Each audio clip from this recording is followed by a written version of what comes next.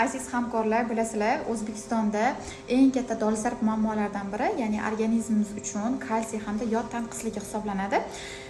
Mana bizga уже kalsiylar hamda yod biodobavkalarimiz kirib keldi. Men o'zim uchun va farzandlarim uchun xarid qildim va уже mana iste'mol qilishni boshladim. Mana ikkita xarid qildim, bugun keldi. Kalsiyni mana sal avvalroq xarid qilib уже ichishni boshlaganman. Kuniga bir mahaldan ichsanglar bo'ladi, 30 ta kapsula bo'ladi ichida. Bilasizlar, yod tanqisligi bo'lsa, bolalarda ham lanjlik, charchash, nimadir ish buyursangiz uf tortishlar, bular hammasi biz uni dan kasalligidan deymiz. Aslida yod tanqisligi hisoblanadi. Yod inson organizmiga yetishmagandan ko'pgina kasalliklar kelib chiqadi.